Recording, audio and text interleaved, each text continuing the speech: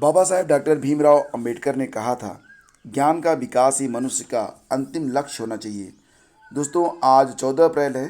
भारतीय संविधान शिल्पी, भारत रत्न बाबा साहेब डॉक्टर भीमराव अंबेडकर की जयंती पर सत सत नमन। और जैसा कि आप सभी लोग जानते हैं कि 11 से लेकर 14 अप्रैल 2021 तक टीका उत्सव का आयोजन किया जा रहा है। तो जितने भी योग्य लोग हैं, जिनको टीका लग रहा है, वो लोग अपना टीकाकरण जरूर करवाएं।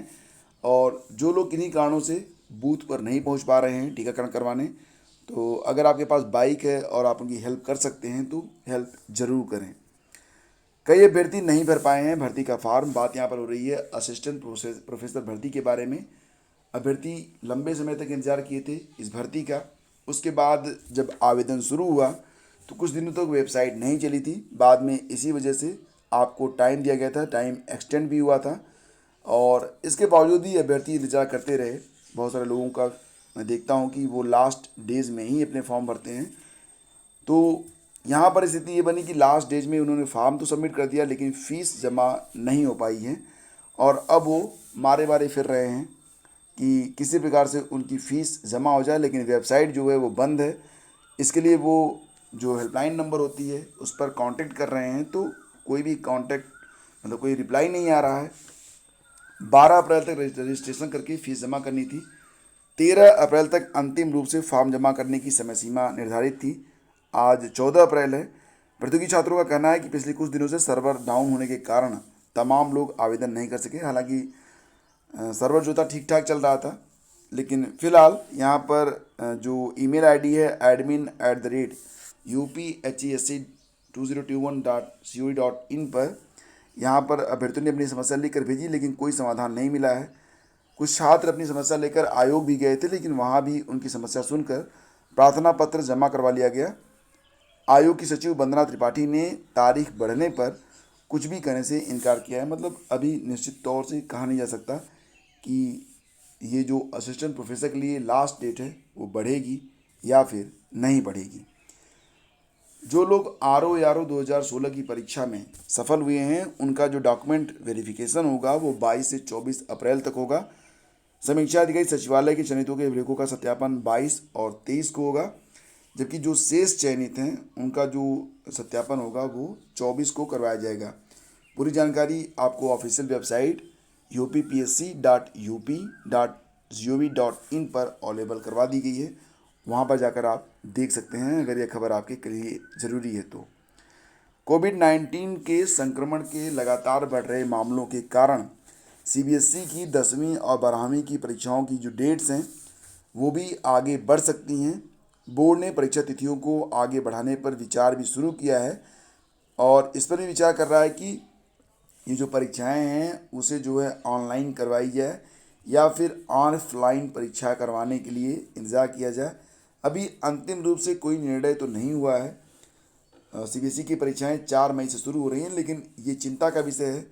और इस पर जो है दिल्ली के मुख्यमंत्री अरविंद केजरीवाल ने ये कहा है कि परीक्षाएं रद्द होनी चाहिए, नहीं तो जो परीक्षा केंद्र हैं वो हॉट स्पॉट बन सकते हैं।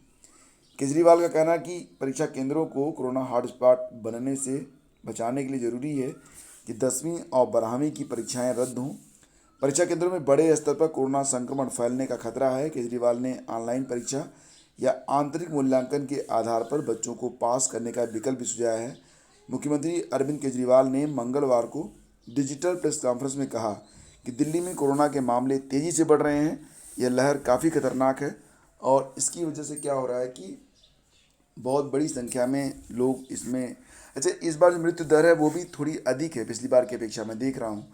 और संक्रमण की दर भी तेज़ी से फैल रही है। स्वास्थ्य और आप सुरक्षित रहें, अपने आप को सुरक्षित रखें। परीक्षाएं तो फिर भी होती रहेंगी।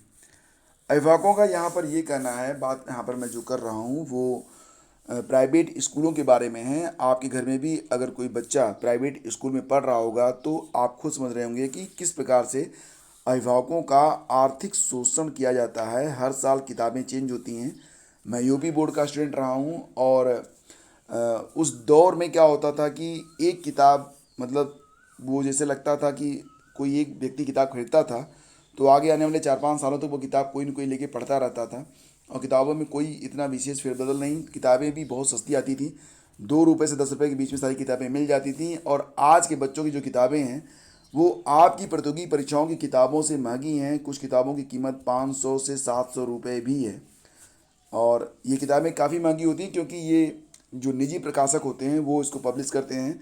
इसमें से 20 से 30% कमीशन ये लोग जो विद्यालय जिससे इनका टाई अप होता है उन विद्यालयों को देते हैं। और विद्यालय भी बाकायदा, कुछ विद्यालय तो अपने कॉलेज में ही कैंटीन भी खोले हुए हैं, वहाँ पर भी वो किताबें बेचते हैं, कापियाँ भी बेचते हैं, ड्रेस भी बेचते हैं, बहुत कुछ हो रहा है। और इससे सबसे अधिक नुकसान जो अभिभावक हैं उनका हो रहा है और इस पर नकेल कसने की बहुत ही सख्त आवश्यकता है। फिलहाल आगे बढ़ते हैं और चलते हैं अगली खबर पे। तो खबर ये है कि बेसिक शिक्षा परिषद की प्राथमिक स्कूलों की 69,000 शिक्षक भर्ती में तीसरी काउंसलिंग कब तक शुरू हो पाएगी, इसके बारे में निश्चित तौर से कुछ भी कहा नहीं जा सकता। क्यों नहीं कहा जा सकता? कारण इसका ये है कि प्रदेश के करीब 30 बेसिक शिक्षा अधिकारियों ने रिक्त पदों की संख्या की जानकारी ही नहीं भेजी है, जबकि परिषद सचिव प्रताप सिंह बघेल अब तक उनको 3 बार पत्र लिख चुके हैं। तो इस बार बीएसए को सख्त पत्र लिखा गया है कि 14 अप्रैल तक रिक्त पदों के बारे में आप जानकारी दें। इतना ही नहीं, शिक्षा राज्य मंत्री डॉक्टर सतीश द्विवेदी ने 23 मार्च को ही इस संबंध में निर्देश दिया था। लेकिन फिलहाल 2 चरणों की काउंसलिंग पूरी हो गई है। लगभग 5,500 पद बचे हुए हैं, जिसमें 1133 पद जो कि अनुसूचित जनजाति के थे उस पर अभ्यर्थी नहीं मिले। तो ये पद जो होंगे वो अनुसूचित जनजाति के अभ्यर्थियों, अनुसूचित जाति के अभ्यर्थियों को दिया जाएगा। और ऐसे में कुल मिला के देखा जाए तो 1.46 लाख अभ्यर्थी जो थे वो उत्तीर्ण हुए थे। बहुत सारे लोग वेट कर रहे हैं कि तीसरी काउंसलिंग हो। और मेरठ, आगरा, अलीगढ़, हाथरस, मथुरा, बरेली, पीलीभीत, फतेहपुर, वाराणसी, जौनपुर, मिर्ज़ापुर, हरदोई, सीतापुर, लखीमपुर खीरी। देखिए इसमें आपका ज़िला कहाँ पर है।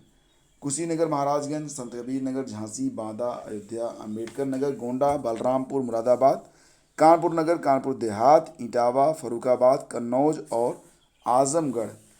इतने लोगों ने, मतलब इतने ज़िलों ने अभी तक 69,000 के सापेक्ष रिक्त सीटों की संख्या को भेजा नहीं है।